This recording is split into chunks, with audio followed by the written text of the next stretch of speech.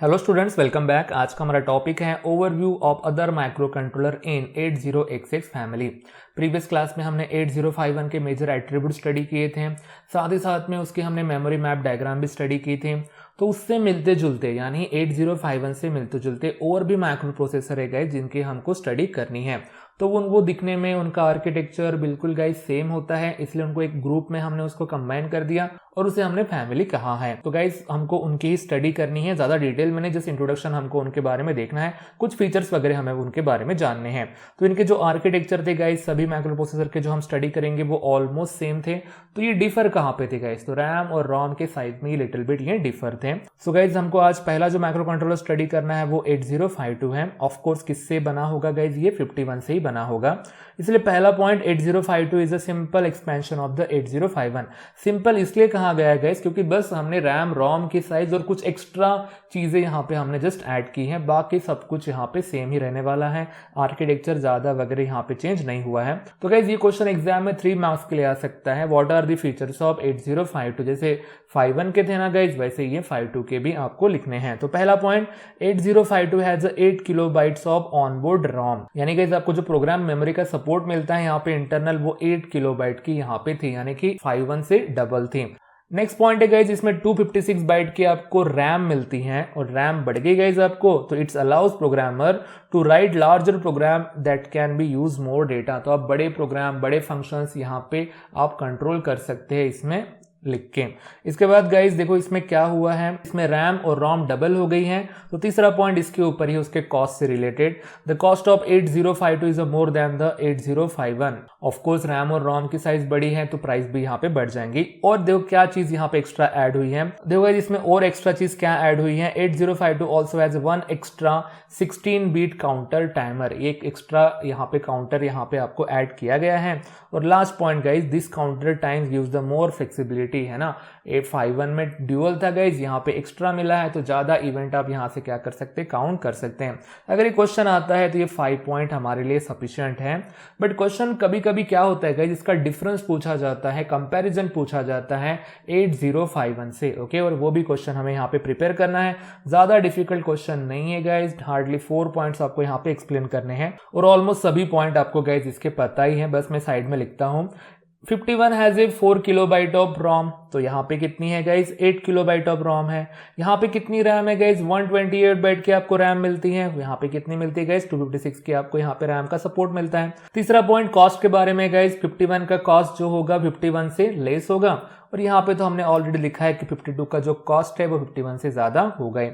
और next point है guys कि 51 में guys dual 16 bit counter timer होते हैं और यहाँ पे गाइज एक एक्स्ट्रा काउंटर होता है। बस 4 पॉइंट आपको यहाँ पे लिखने हैं और आपको 3 मार्क्स यहाँ पे मिल जाएंगे। तो गाइज ये कुछ हमारे क्वेश्चंस थे जो एग्जाम में आते हैं। तो कुछ और भी एक्स्ट्रा यहाँ पे हमें माइक्रो कंट्रोलर है जो देखने हैं, तो वो भी हम देख लेते हैं। सो गाइस जो 51 एंड 52 थे ना, वो are commonly use in a high volume application. थोड़े बड़ी एप्लीकेशन में इनका यूज होता था, बट जो लो वाले एप्लीकेशन है, for low volume and prototyping application, there are special version. इसके ही हमने 2 छोटे वाले वर्जन रिलीज किए जिसका नाम है 8751 एंड 8752, ओके। यानी कि गाइस ये ज्यादा एडवांस वगैरह नहीं है, रैम रोम का थोड़ा सा कम सपोर्ट कर दिया हमने और ऐसे छोटे मोटे एप्लीकेशंस में इसका हम यूज कर सकते थे।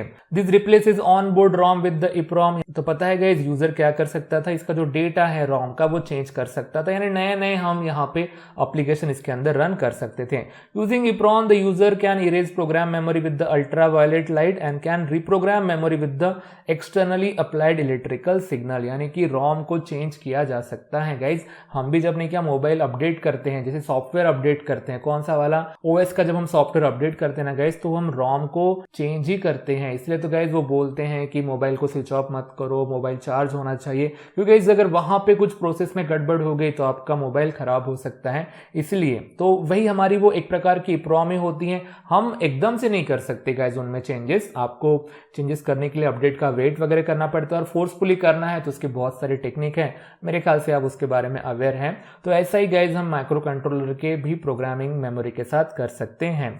Next point guys, 2 alternative version of 51 and 52 are 31 and 32। ऐसे उसके और 2 चीपर वर्जन हमने यहाँ पे रिलीज किए हैं। This device do not have any board ROM, इसमें रोम नहीं है। अगर रोम इंटरनल नहीं है गाइस तो आपको इसको बाहर से लगानी पड़ेंगी। You may use external ROM for the program memory, अगर आपको प्रोग्राम रन करने हैं तो। These are excellent device for prototyping and low volume product, जहाँ पे हमको जस्ट एक्सपेरिमेंट करने हैं या छोटे मोटे प्रोडक्ट है जिसमें ज्यादा आपको खर्चा नहीं करना है, वहां पे आप इसको यूज कर सकते हैं। The third form of 52 is a 52AH basic, यानी कि गाइस प्रोग्रामिंग के बारे में है, ये एक थोड़ा सा नया सा वर्जन है।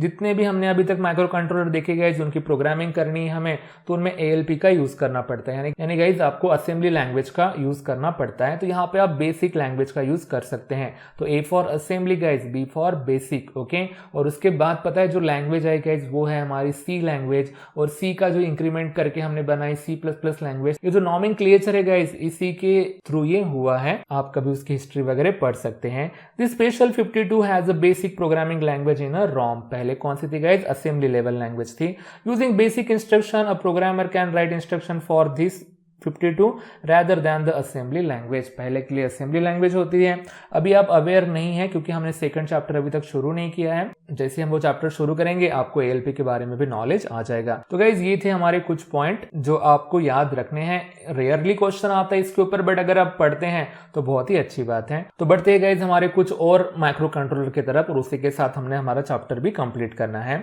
सो गाइज 48, 49 एंड 50 ये भी कुछ हमारे माइक्रो कंट्रोलर हैं, और ये ऑफकोर्स किसके पहले थे? 8051 के पहले थे। और ये तीनों के बारे में हमें स्टडी करनी है। All have identical architecture with the expansion of memory size.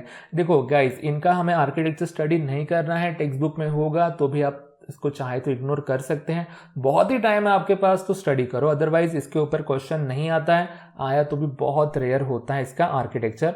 हमें बस इनकी मेमोरी साइज के बारे में ही स्टडी करनी है। ये दिखने में सब कुछ सेम थे, तो बस इनमें क्या चेंजेस? बस रैम और रोम के साइज में इनमें चेंजेस थे। So guys each micro controller के केस में मेमोरी जो होती है ना वो डबल हो गई। ओके, रैम डबल यहाँ पे हो गई। कितनी हो गई वही लिखनी है। 48 में 1 किलोबाइट का सपोर्ट मिलता था आपको रोम का, 49 में 2 किलोबाइट का सपोर्ट मिलता था, तो 50 में आपको गाइज 4 किलोबाइट का यहाँ पे आपको सपोर्ट मिलने लगा। ये रोम के साथ हुआ। तो गाइज 48 में जो रैम थी वो 64 बाइट की थी, 49 में 128 बाइट की थी, तो 50 में 256 बाइट की थी। और गाइज पता है इसके ऊपर 3 मार्क्स का क्वेश्चन आता है। आपको 3 माइक्रो कंट्रोलर दिए जा सकते हैं और उनकी रैम और रोम की साइज आपको पूछी जा सकती है। तो इसके लिए मैंने एक चार्ट आपको प्रिपेयर करके दिया है गाइज। माइक्रो कंट्रोलर लिखना है एक जगह पे, और ये माइक्रो कंट्रोलर है जो हमने स्टडी किए हैं अब तक, या फिर जस्ट इंट्रोडक्शन देखा है। जो इसके अर्लियर साइड थे उनके याद कुछ भी रखना नहीं है आपको। ये जो 5 है हमारे गाइज, इनके बारे में आपको रोम की साइज और साथ में रैम की साइज आपको ध्यान में रखनी है। 48 में 1 किलोबाइट थी गाइज, 49 में 2 किलोबाइट की, 50 में 4 किलोबाइट की। अब इसके बाद जो 51 आया ना गाइज, उसमें भी 4 किलोबाइट की थी, नहीं तो आप यहाँ पे 8 किलोबाइट कर दोगे तो ये टेबल हमारा गलत हो जाएगा। और 52 में 8 किलोबाइट की थी, तो 50 और 51 में गाइज सेम थी, इतना आपको ध्यान में रखना है, अदरवाइज ये डबल होती गई हर जनरेशन के साथ। इसके बाद रैम की साइज याद रखना है। 48 में 64 बाइट का सपोर्ट मिलता था, 49 में 128 बाइट का सपोर्ट मिलता था, और 50 में देखो गाइज इसके डबल हो गए 256। बट गाइज अब देखो ट्विस्ट, 51 में 120 बाइट का, यानी कि डिमोशन हुआ है, थोड़ा सा आपको यहाँ पे ध्यान रखना है। और उसके बाद अगेन गाइज अपग्रेड हुआ है 52 56 बाइट के साथ, रैम के साथ। तो ये चार्ट गाइज आपको अच्छे से याद रखना है। ये चार्ट के ऊपर आपको 3 मार्क्स मिल सकते हैं, और ऐसे क्वेश्चन आते हैं गाइज। कोई भी 3 माइक्रो कंट्रोलर के रैम और रोम की साइज पूछी जाती हैं।